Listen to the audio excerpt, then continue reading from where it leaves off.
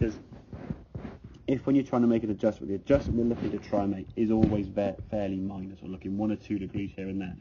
What feels to you probably quite a biggish change is still quite small, but if we then over-exaggerate it still further, we could get into a bit of a mess and stuff, and then you start going from a different direction, okay? So previously I say takeaway was good, just be careful with your alignment, okay? Make sure that alignment is a bit straighter to target. If you're aiming out to the right to stop the ball from going left, you're creating a fault to cure a fault, which as we know is not going to be a consistent way of playing golf.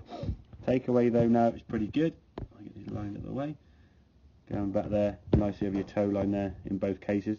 Smidgen on the inside, but nothing really to worry about now. Not where it was before, going way inside. Top of the backswing now, very good.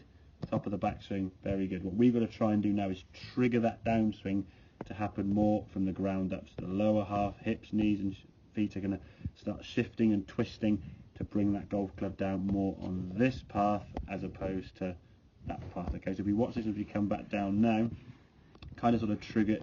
Club's coming back down a little bit more above and in front of your chest. Path now slightly out of the line, and you can see your lower half, and I can still kind of see your left knee.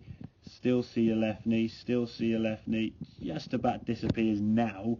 In fact, your hips have cleared and that left knee's gone. Whereas if you compare that to this one here now, where your lower half comes down, hips are twisting there nicely. At impact, that left knee's gone, isn't it? So once that left knee is cleared out of the way, what that's showing me there now is, whereas before you were kind of here and kind of still here, now this is going back out of the way. So if he's going out of the way, that left hip's got to move, and you can't move the left knee backwards, and not when you move the hip there without the foot fall over, to be fair. And again, pretty much at impact, that right foot now is starting to move a little bit more as we twist through, as opposed to this one. Would it move more if I sprayed my feet out wider? As in wider stance no, or sprayed them? I think there's a point where you can go. I mean, I usually pretty square. I am. Yeah, I mean, I think ideally you'd want them sort of be 10, 15 degrees at the most. If you overdo it, you're going to restrict your hip movement completely, because your hips now, your groin is sort of pushing out this, so there'll be no movement there at all. So we can make sure. I mean, ideally the right foot wants to be sort of turned out a little bit, left foot maybe a smidgen more, but I wouldn't start thinking, if I keep going more and more and more and more, I'll get more hip turn. Okay, we've got to try and just trigger it. You can certainly make the move. Okay.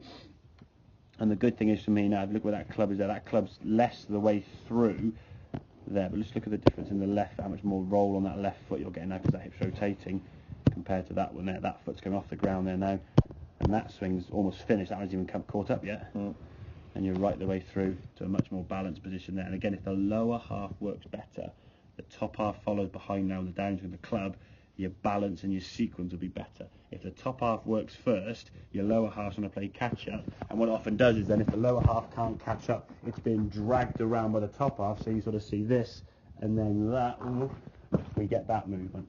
Think of it if narrow or wider stance better then? It's a happy medium. Again, too narrow you get a lot of mobility but no stability, so you could fall over. Too wide, no mobility but lots of stability, but if you can't move, you'll still fall over. So find that again. For me, shoulder width apart, as taller guys maybe a smidgen wider, but if we start getting too wide, so we restrict our hip movement, if the lower half can't keep up with the top half and therefore is trying to catch up, think of it this way: if we're walking down the street and I say, okay, Rich, turn left, you could turn left, you wouldn't fall over.